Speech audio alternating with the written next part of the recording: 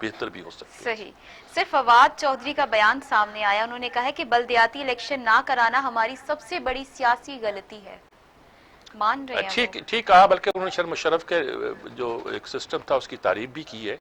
मुशर्रफ के सिस्टम का मैं बड़ा नाकद रहा हूँ, बल्कि जनरल तनवीर नकवी जब इस सिस्टम को बना रहे थे और हम लोगों से मिल रहे थे तो मैंने कहा कि जनरल नकवी के होते हुए मुशर्रफ को किसी दुश्मन की जरूरत नहीं है। कई बहसें होती हैं जो थ्रेटिकली अच्छी लगती हैं लेकिन प्रैक्टिकली अच्छी नहीं होती।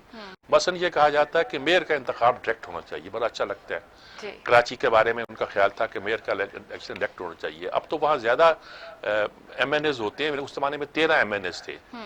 तो उन्होंने कहा था कि इसकी एक वजह यह है कि जब डायरेक्ट इलेक्शन होगा तो अवाम का नुमाइंदा मुंतखब होकर आएगा, एक गरीब आदमी भी आ सकेगा। सिर्फ चंद वो लोग जो जोड़ तोड़ करके चंद लोगों को खरीद के गोया उनके इलेक्शन जीत जाते हैं, वो नहीं होगा।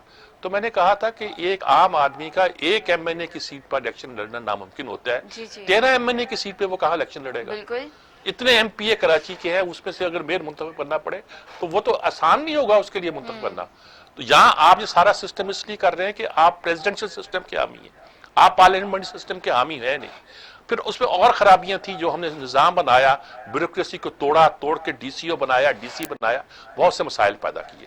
रिजल्ट का यह निकला कि जब ये सिस्टम, अच्छा एक अजीब बात होती है, जब आमरीत होती है तो हमारा बल्दियाती सिस्टम चलता है। बल्दियाती बुनियादी जमहूरियत का निज़ाम चलाया अयूब खान ने।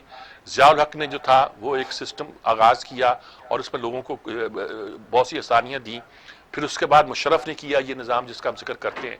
जब मोहसिन शहबाज शरीफ ने आकर जो मुशर्रफ के निज़ाम में DCO के था उसकी जगह DC को फिर किया तो उन्होंने ज़ियाउल हक का निज़ाम ले आया। हम इस चक्कर में रहते हैं, ज़ियाउल हक का निज़ाम चक्कर में रहते हैं, मुशर्रफ का निज़ाम, हम ये कहते हैं ये अयूब खान का दिया हुआ निज़ाम। अब सोचो से खुद क्या करना है, जो भी सोचो उसकी बुनियादी बात यह है कि आपको बल्दियाती निज़ाम को इख्तियार देना पड़े। सूबों को इसलिए इख्तियार दिए गए थे कि सूबे अपने इख्तियार और माली वसाइल जो है वो बल्दियात को मुंतकिल करेंगे।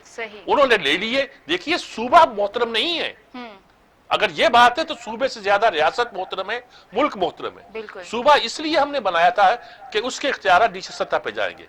मुशर्रफ पे हमारा इतराज ये था कि उसने बराह रास्त मरकज से वसाइल जो थे वो छोटी सतह पर बल्दियात मुंतकिल कर दिए, सूबों को नहीं किए थे।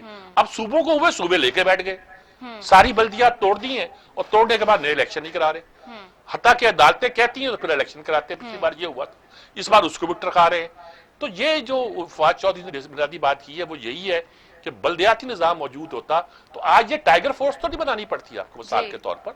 अगर बल्दियाती निज़ाम मौजूद होता तो हम इस तरह टामक टोही तो नहीं मारते।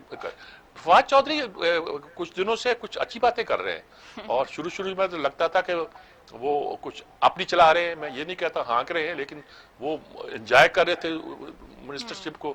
अब लगता है कि कुछ बातें उनके जुम्मे ऐसी हैं जो करने से कुछ मीनिंगफुल बनती हैं। सही। सर, विफाक के कहने